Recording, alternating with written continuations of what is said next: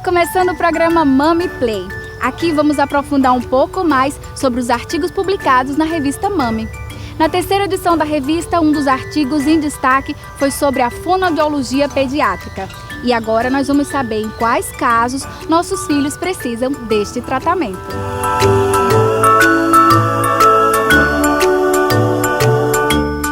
A fonoaudiologia ela é uma ciência que envolve basicamente a questão da comunicação e da audição. Tá? Então, assim, entre outras especificidades, né? Tem a área da fonoaudiologia estética, tem outros pontos que a fonoaudiologia também vai abranger. Mas quando se trabalha com uma criança que tem um atraso de linguagem, algo nesse sentido, abrange também essa parte da comunicação. Tá? Então, quais são os casos que os pais devem ficar atentos e buscar uma intervenção fonoaudiológica, né? Quando há um atraso de linguagem, quando naquele momento esperado ali, a criança basicamente aos 6 meses, ela começa naquele período do balbucio, né? Então essa linguagem ela vai se desenvolvendo, por volta de 1 ano de idade, a criança ela já tem que estar falando algumas palavrinhas. Então os pais eles devem ficar atentos justamente a esse processo de desenvolvimento de linguagem. Não é interessante jamais comparar uma criança com outra, porque cada criança tem o seu desenvolvimento. Mas esse processo de desenvolvimento de linguagem, lá o pai quer tanto que a criança fale o papai ou o mamãe, né, que fica lá na frente da criança, papai, mamãe. Então, assim, observar se a criança ela está apta, né, a falar todas essas palavras.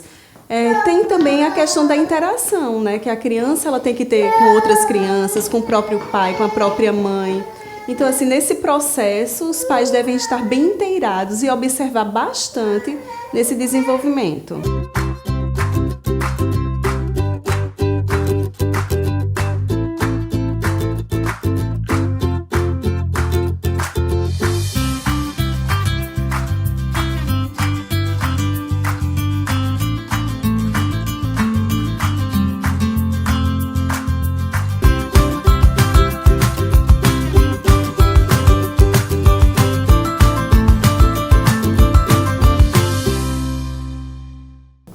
Alertas para os pais nesse processo de como estimular, como prestar mais atenção nesse processo de desenvolvimento da linguagem, é não falar pela criança.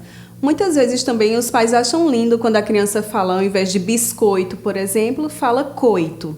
E os pais começam a dizer, você quer coito, então acabam reforçando uma palavra que é errada. Então, assim, a partir do momento que nós reforçamos, para a criança, biscoito vai ser sempre o coito, né? Au-au vai ser sempre relacionado ao cachorro. O cachorro faz au-au. O cachorro não é o au-au. Em relação à gagueira, quando a criança ela começa a repetir algumas sílabas, sejam elas as iniciais, quer falar água, então fica a. Os pais eles têm mania muitas vezes, né, até por falta de informação mesmo, de dizer, olha, para, respira, fala de novo. E isso acaba causando uma certa pressão na criança e essa gagueira ela começa a se apresentar cada vez mais frequente. É normal que até os 4 anos de idade, 5 anos, a gagueira ela seja chamada de gagueira fisiológica, onde é normal que ela aconteça, até porque a criança está adquirindo essa linguagem. A partir dos 5 anos, aí sim a gagueira ela passa a ser uma gagueira patológica, onde a criança de fato apresenta uma gagueira e ela precisa de uma intervenção fonoaudiológica eficaz para que esse processo vá se organizando. Tá? Então, assim, o ponto principal de uma intervenção assim, eficaz é que os pais eles observem o comportamento dos seus filhos. Né? Quanto mais cedo eles têm um olhar mais afinado, né? Buscar uma ajuda médica mesmo. Então, se os pais eles buscam essa intervenção, buscam essa ajuda de um profissional especializado mais cedo, é bem melhor o resultado da criança, né? O desenvolvimento dessa criança.